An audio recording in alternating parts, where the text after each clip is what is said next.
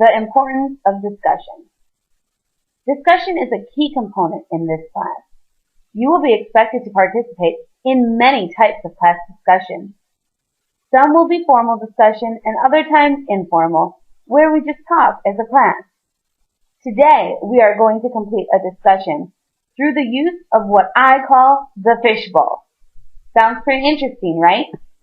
Go ahead and pay close attention in order to understand what you need to do and the expectations I have for a great discussion. How a fishbowl works. First, the entire class will be divided into groups. Each group will be given a topic dealing with the text that we are reading.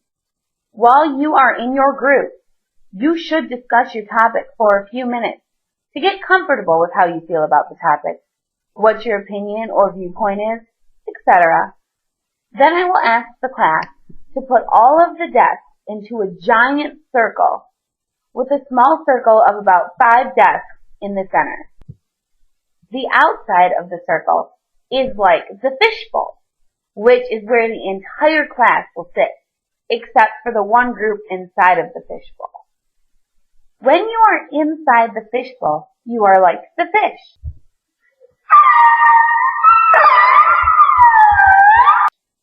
The reason it is called the fishbowl is because the class in the bigger circle is looking in at the group, the fish, on the inside, as they interact and talk with one another. The entire setup resembles that of a fishbowl with fish. Each group will have a chance to be in the middle of the fishbowl. When your group is in the middle, you need to discuss your topic with one another while the rest of the class listens. The people on the outside of the circle listen to the discussion until the group finishes. Once the group in the center is done talking, the people on the outside are allowed to comment on the discussion if they wish. Here are some key pointers to remember when having your discussion. Make sure to listen to what others are saying in your group. Respond to your group members when you begin talking. Do not just go in a circle and all state your opinions, but actually carry on a conversation like you normally would when having a discussion. Remember, you do not all have to agree on the topic. Support your statements with examples from the text, the world we live in, and your own lives. Do not dominate the conversation, but let everyone have a turn to speak.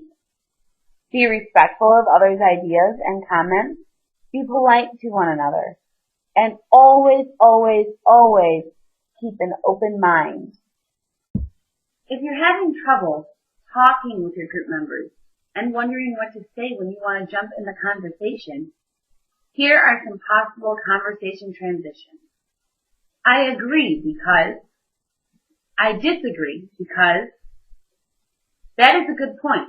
But did you ever think of? To add to that, kind of like so-and-so said, can you clarify what you meant when you said, I think this because of, I never thought of that. Here are some expectations. Every person in a group must talk at least 2 times. Saying I agree or I don't agree are not long enough comments. In order for your comments to count, you must expand more and clearly provide reasons for your belief.